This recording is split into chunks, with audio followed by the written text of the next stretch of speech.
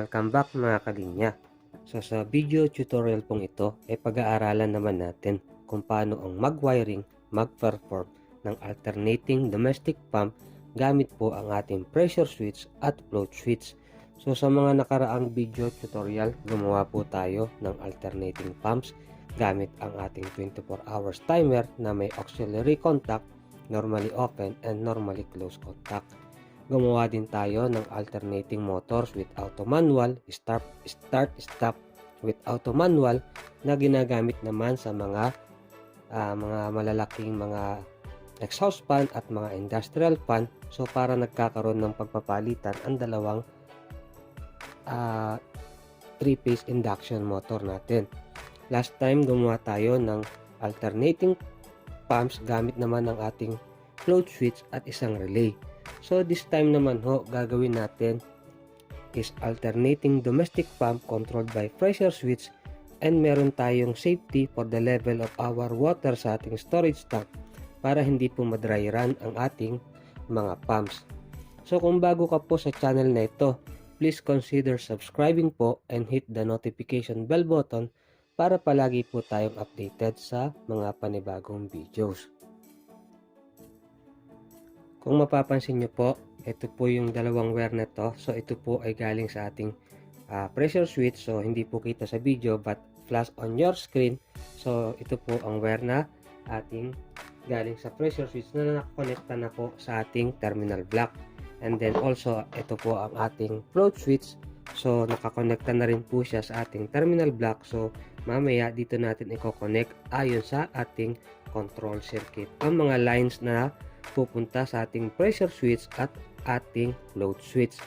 So mga kalinya, kung mapapansin nyo po, bakit meron tayong tatlong relay?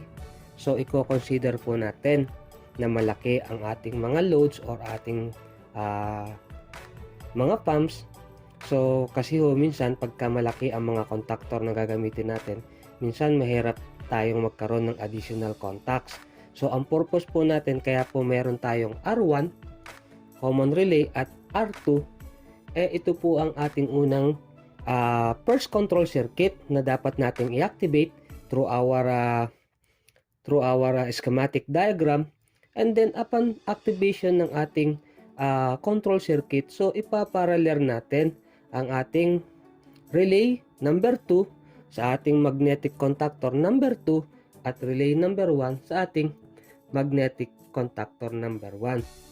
So isa yan po sa mga pamamaraan ng paggagawa at pagdidesign ng control circuit, lalo na malalaki ang inyong mga loads, malalaki ang mga contactor, para hindi mahirapan sa mga additional contact na dapat ay sa contactor natin kukunin or sa contactor natin ilalagay. So gagamit tayo ng relays, pagaganahin natin ang mga relays, then parallel natin sa ating contactor ang mga relays. So para mas madali ang ating gagawing pagwa-wiring ng ating ginagawang control circuit.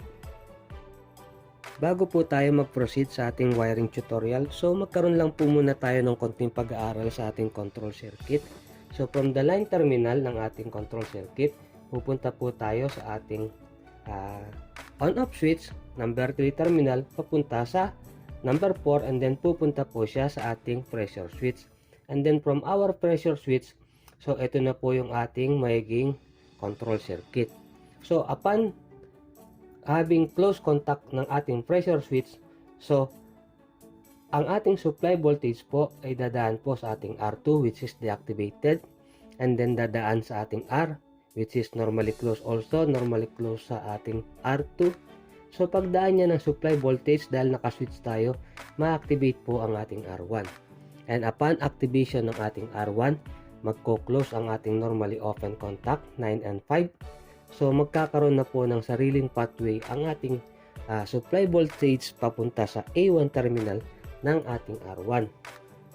So dahil na-activate ang ating R1, so ang ating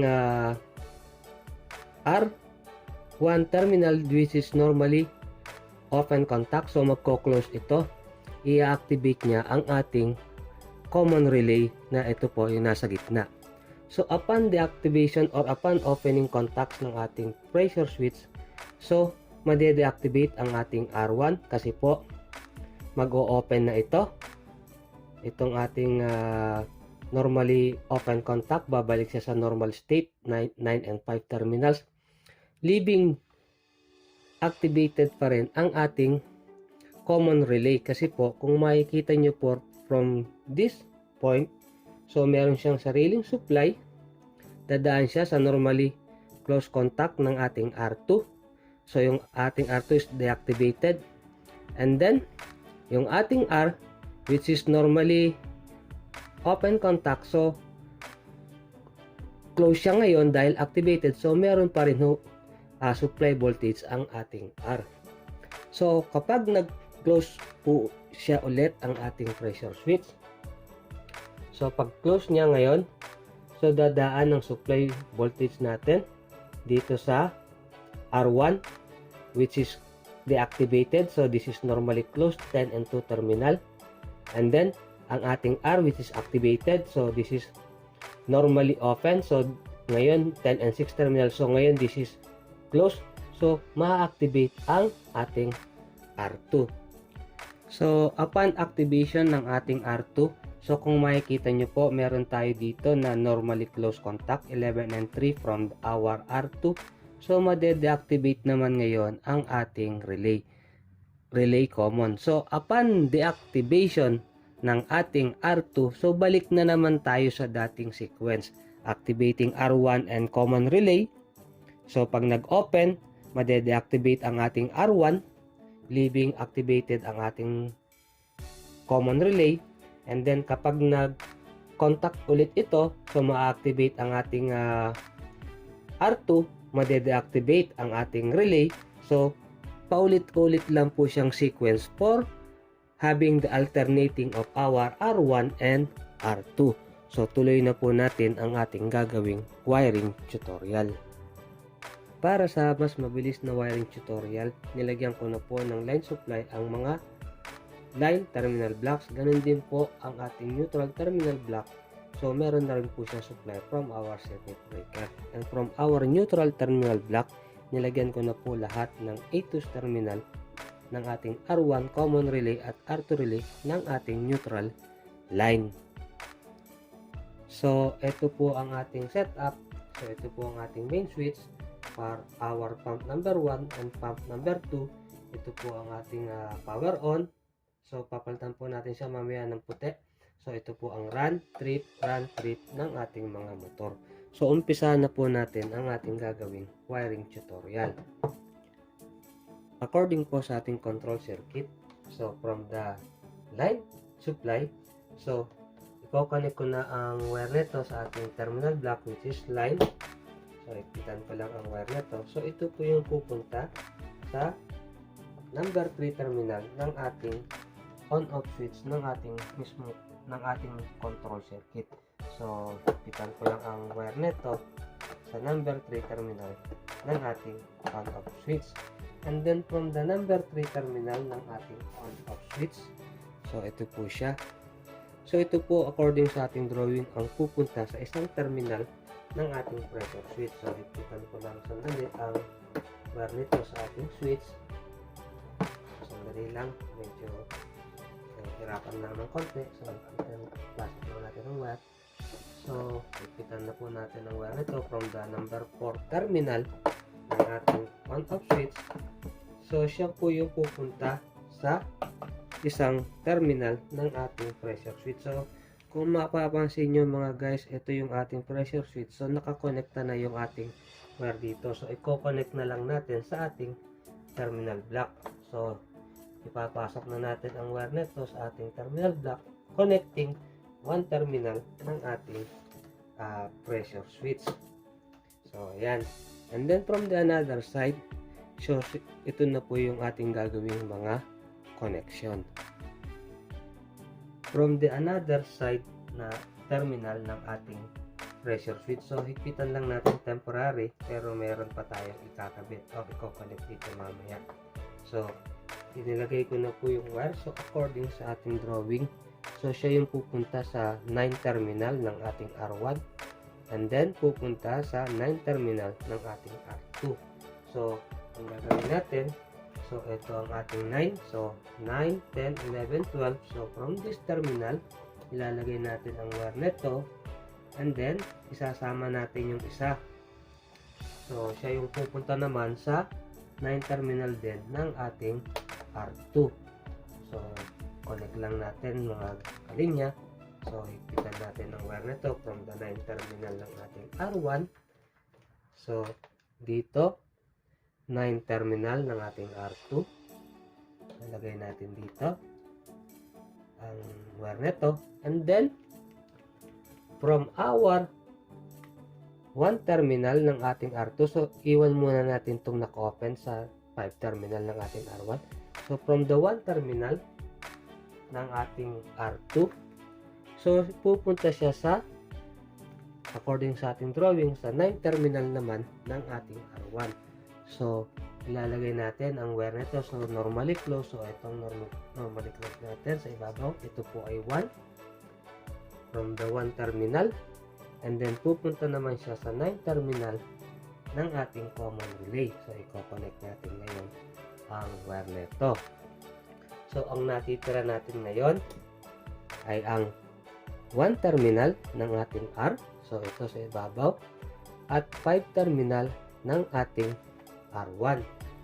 So ngayon ang gagawin natin, so ang natitira natin is ang natitira natin is 1 terminal R. So ito, ito 1 terminal ng ating R. So higpitan natin ang wire nito, and then siya yung pupunta sa 5 terminal ng ating R1. So ito ang ating 5, and then from this point ikakabit natin ang wire nito, pero may isasama tayo dyan.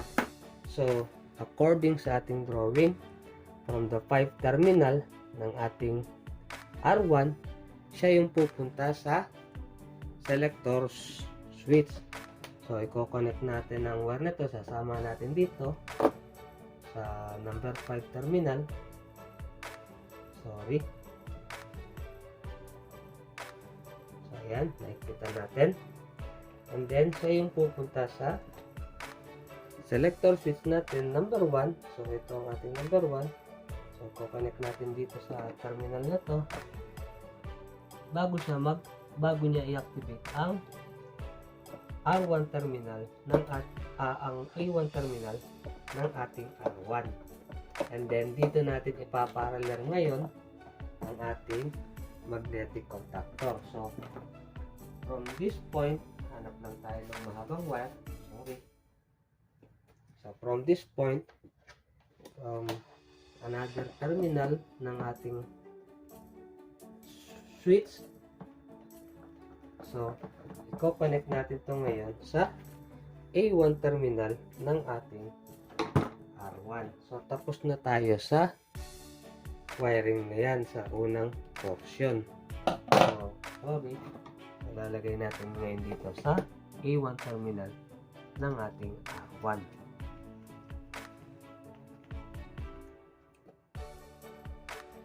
So dito naman tayo sa portion na ito ng ating control circuit. So tulad ng sinabi ko kanina, so temporary higpitan natin to, pero luwagan natin ngayon kasi isasama natin ngayon ang wire na ito na connected sa another side ng ating pressure switch. And then from our pressure switch, so another terminal, so higpitan ko lang ang wire nito. So ito yung pupunta sa number 10 terminal ng ating R2, bridging number 10 terminal ng ating R1. So connect natin ang wire nito sa number 10 terminal. So ito ang ating number 10 terminal, ito ang number 10 terminal ng ating R2. So sasama natin ngayon ng isang wire. So mayiging bridging siya. So ito 10, luwagan lang natin. So from this point, number 10 terminal ng ating R2, according sa ating drawing, pupunta sa number 10 terminal naman ng ating R1. So connect ko na rin ang wire nito sa ating 10 terminal ng ating R1. And then, ang ating magiging kulang dito is 10 and 10. So, yung from the 2 terminal, 10 to, so ito, ng ating R1, pupunta siya sa 10 terminal naman ng ating common relay. So, i-connect natin ang wire na to from the 2 terminal ng ating R1. So, ito ang ating number 2. Papunta ngayon sa 10 terminal naman ng ating common relay. So, ito ngayon ang ating common relay. Yung nasa gitna. So, ikita natin ang wire na to. So, ang mangyayari, may matitira tayo ngayong number 6 terminal normally open ng ating R. So, ito siya, number 6. And then, 6 terminal ng ating R2. So, ito siya. So, ito po ngayon yung pupunta ngayon sa ating selector switch number 2. So, i-connect lang muna natin according sa ating drawing. So, from the 6 terminal ng ating R. So, ito ang 6. Ipitan natin. Pupunta sa 6 terminal ng ating R2. So, luwagan natin. And then, ngayon ay pasok na natin ang wire nito. Isasama natin ngayon ang isang wire na siyang magpupunta sa selector switch number 2. So, papasok ko lang ang wire nito from the 6 terminal ng ating R2 na nanggaling din sa 6 terminal ng ating R, and then siya ngayon yung pupunta sa number 3 terminal ng ating selector switch number 2. So, i-connect ko na rin ang wire nito sa ating selector switch number 2. So, ayan, higpitan na natin ang wire nito sa ating selector switch number 2. And then, from this point, so, ilalagay ko na po ang wire nito from selector switch number 2 sa isang terminal niya. So, ito ngayon yung pupunta sa A1 terminal ng ating R2 relay. So, this time, hindi pa muna natin i-connected in parallel ang ating mga magnetic contactor. So, tapusin lang muna natin ang mga control circuit ng ating mga relays. So, dito naman tayo sa portion nito. So, according sa ating control circuit, so from the 4 terminals ng ating on-off switch, ng ating main switch, or pwede naman sa another side na terminal ng ating pressure switch before sa kanyang in voltage. So, ito sa terminal nito. So, kung mas madali, dito tayo kumuha from the 4 terminal ng ating switch. Pwede rin tayo dito guys sa terminal block na ito. So, dito na lang siguro tayo kumuha. So, from this terminal, so luwagan ko lang. So, lalagay natin ang wire nito. So, ipitan natin. So, ipitan natin ang wire nito. So, galing siya sa in voltage or sa in terminal ng ating pressure switch. So, according sa ating control circuit, ay pupunta siya sa 11 terminal ng ating R2. So, ito ang 9, 10. So, ito ang 11. So, from this point, 11, connect natin ang wire nito sa 11 terminal ng ating R2. And then, normally close contact siya. So, from the 3 terminal ng ating R2, 11 and 3, normally close. So, connect natin ang wire nito. 1, 2, and 3. So, sa terminal nito, connect natin ang wire nito. And then, according sa ating drawing, siya yung pupunta sa 11 terminal ng ating R at 11 terminal ng ating R1. So, i-connect ko ang wire nito from 11 terminal sa gitna. So, luwagan lang natin. And then, kuha tayo ng isang wire. So, according sa drawing, 11 ng R at 11 ng R1. So, pasok lang natin yung another wire dito. So, i-bridge natin siya. So, ipitan natin from 11 terminal ng ating R. So, step by step tayo mga guys para hindi tayo malito. Malito. At magkaroon kayo ng idea kung paano ang tamang pag-wiring. So, from 11 ng R, pupunta tayo sa 11 ng ating R1. So, connect natin dito sa 11 ng ating R1. Sorry, putulan natin kasi mahaba at hindi may pasok ng maganda. So, connect ko na ngayon from 11 terminal ng ating R1. Ipitan natin. And then, according sa ating control circuit, ang 7 ng R at 7 ng R1. So, ilalagay na natin ng wire nito. So, ito po ang 7, 5, 6, 7 ng ating R. So, ipitan ko lang ang wire nito.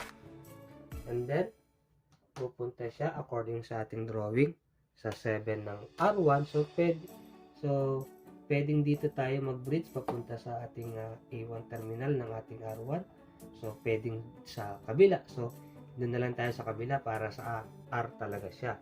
So, ang 7 ng R at ang 7 ng R1 at ng 7 ng R ay siyang pupunta sa A1 terminal ng ating R. So, dito na lahat tayo kumuha.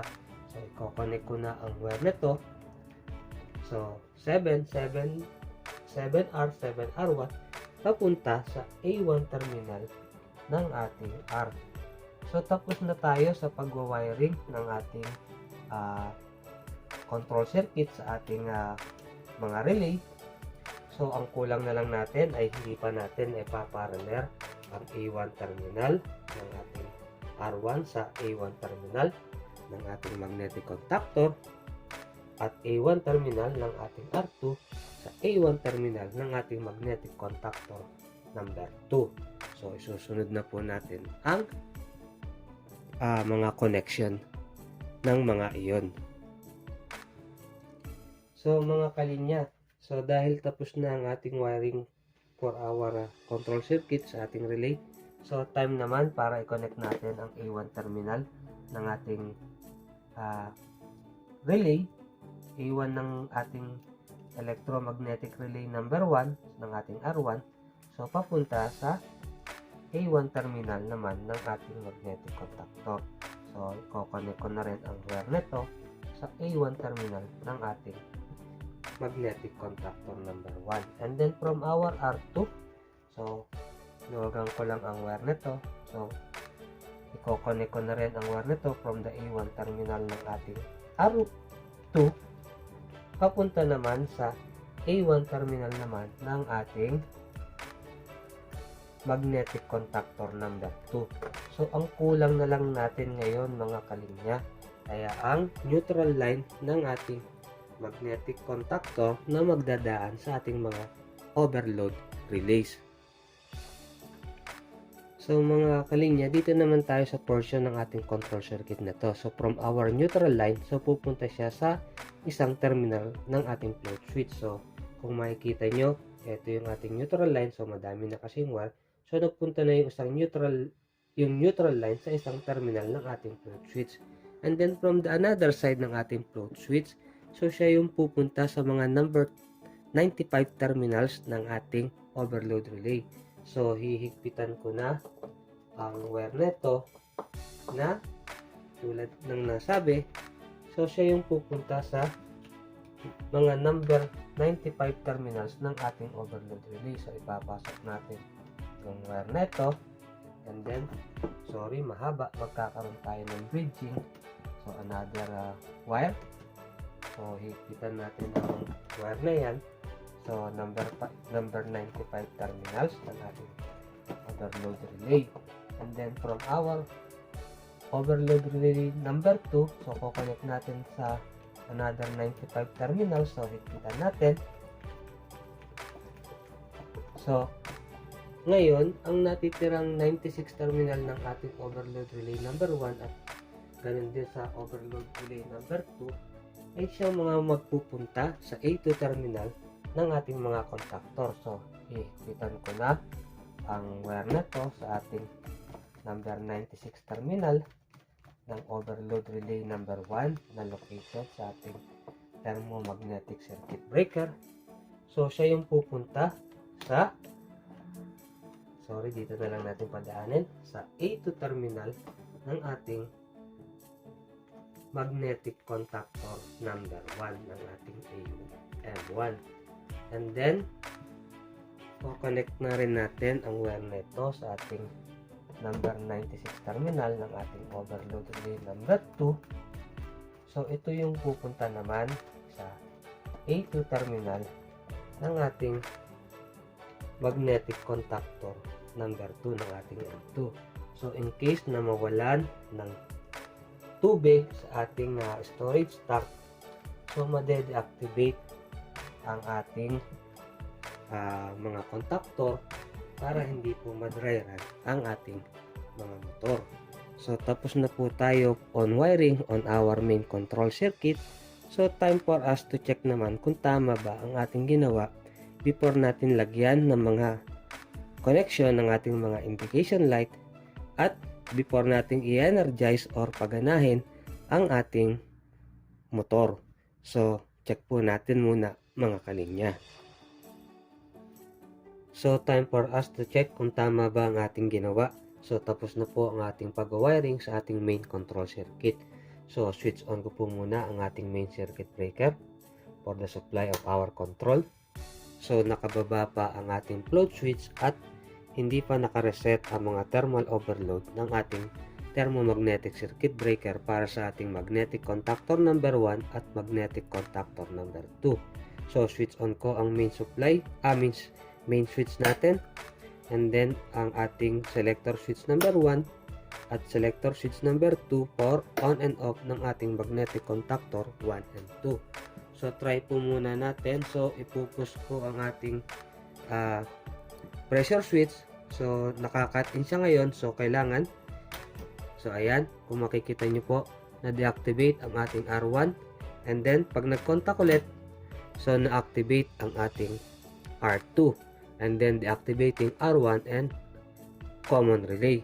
And then, iangat ulit ang ating pressure switch. So, na-deactivate ang ating R2. Na-activate ngayon ang ating R1 and common relay. So, i-reset na po natin ang ating thermomagnetic circuit breaker, ang ating overload relay. So, guys, paki-observe, meron tayong magiging konting error dito, which is hindi ko rin malaman kung anong dahilan. So, pakitingnan na lang po. So, i-reset ko ang thermal overload relay number 1, ang ating thermal overload relay number 2. So, meron na tayo ngayong supply for the A2 terminal ng ating magnetic contactor number 1 and magnetic contactor number 2. So, take note guys, ang ating mga A2 terminal ng ating R1, common relay at R2 ay galing siya sa diretso sa ating neutral supply. And then, ang mga A2 terminal ng ating contactor M1 and M2 ay galing sa ating float switch. So, magkaiba sila ng pinanggalingan. So, ang gagawin natin guys, itatas ko, paki-observe na lang po. So, makikita nyo po bakit na-energize ng sabay ang ating magnetic contactor number 1 and magnetic contactor number 2. Which is kapag naka-deactivate or naka-cut ang trip ang ating thermal overload relay, so gumagana naman ng tama ang ating R1 common relay at relay number 2. So i-open ko po ang ating pressure switch. So ayan, na-deactivate ang lahat ng relay. So i-contact ulit. So nag-activate ang ating R1 at relay common. And then i-open contact ko ang ating pressure switch. So, na-activate ngayon ang ating R2. So, open contact ulit natin ang ating pressure switch, assuming na na-reach na niya ang pressure. So, na-deactivate ang ating R2, na-activate ang ating R1. So, bakit ngayon pagka inactivate o nireset natin ang ating thermal overload relay, which is galing sa float switch ang supply nito, ito, ang nireset natin ang number 1 at number 2. So pag tinaas natin ngayon, so bakit na-activate ng parehas o ng sabay ang ating M1 at M2? So para masolusyonan natin ang ating problema sa control circuit na to, so ililipat natin ngayon ang supply ng ating mga A2 ng ating R1 common relay at ng ating R2 sa parehas na supply na pinanggalingan ng ating mga A2 ng ating M1 at M2. So ililipat natin siya ngayon. Tingnan natin kung ano ang magiging pagbabago.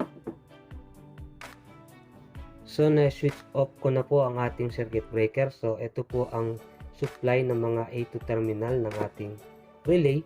So actually guys, ako na-puzzle din ako. Bakit ganon? Magkahiwalay naman ang mga pinagkunan ng mga A2 terminal ng ating relay at ng ating magnetic contactor ng A2. So dapat lang kasi ang purpose ng float switch na yun is kung mawalan ng tubig, so dapat makakat off ang ating mga contactor kung alin man ang activated dyan. So ito ang main control circuit, so wala siyang pakialam sa cut off ng float switch sa mga A2 terminal nito. So bakit nung pinagana natin, nagkakasabay sila? So ngayon, this time, itatry natin na nasa magkasama sila ng pinanggalingan ng A2. So tingnan natin ang magiging reaction or magiging changes sa ginawa nating control circuit.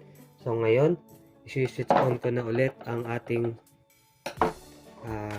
main circuit breaker para sa ating control circuit. So ayan, so deactivated pa lahat ng ating mga relay. So switch on, i-reset ko na rin ang ating thermal overload relay number 1, thermal overload relay number 2. So ready na ang ating control circuit. So ngayon, ang gagawin natin, iaangat ko ang ating float switch. Aangat natin ang ating float switch. So ayan, nakataas na siya. And then in-open contact ko ang ating pressure switch. So i-contact ko na siya ngayon. Tingnan natin kung ano mangyayari. So ayan, na-activate ang ating M1. And then i-open contact natin ang ating pressure switch. And then try natin kung i-contact ulit natin kung ma-activate ba ang ating M2. So ayan, kung makikita nyo, naging activated na ang ating M2. So kung mawalan ng tubig for our safety, so na-deactivate ang ating M2, magnetic contactor number 2. So itataas natin. So pagtaas nito, maaring ang ma-activate dito is ang ating M1. So try natin. So na-activate ang ating M1. So once na magkaroon ng tubig, dito siya na-deactivated. Ang ma-activated ay ang susunod na ang ating M1. So i-open contact ulit ang ating pressure switch. So na-deactivate ang ating M1.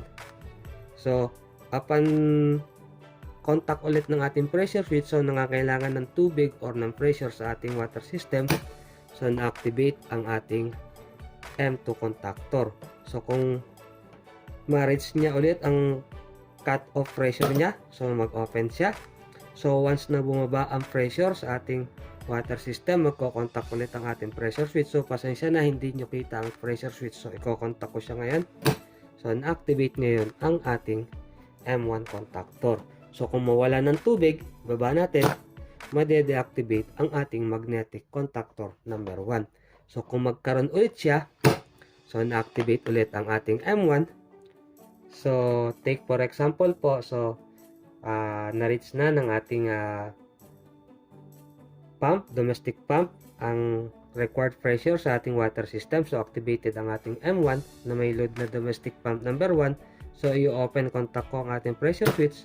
So made-deactivate ang ating M1. And then once na mangailangan ulit ng pressure or ng tubig sa ating water system, so na-activate naman ngayon ang ating M2 contactor. So once nag-cut off ulit siya, nag-cut off pressure or na-reach na ang required pressure sa water system, na-deactivate ang ating M2 contactor. And once na mangailangan ulit ng pag-andar or ng pressure sa ating water system, So, na-activate ngayon ang ating M1. So, once na halimbawa nawala ng tubig naman, so, na-deactivate ang ating magnetic contactor, deactivating the supply voltage sa ating motor na i-consider natin na domestic pump.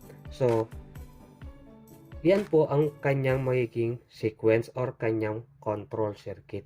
So guys, ano ba ang idea nyo kung bakit nagkaroon ng ganong error sa ginawa sa una nating pinakita na operation? So, dahil ang supply ng ating mga A2 ng ating relay is connected directly naman sa neutral, at ang supply ng mga A2 naman ng ating magnetic contactor na ang galing siya sa float switch na ang purpose is to cut off. Pero bakit pagka tinataas natin ang float switch na-activate ng sabay yung dalawang magnetic contactor? So napuzzle din ako. So pag-isipan natin mga kalinya, please comment down below. So pwede na po tayong magtuloy mag-perform for activating our indication light at connecting our 3-phase motor.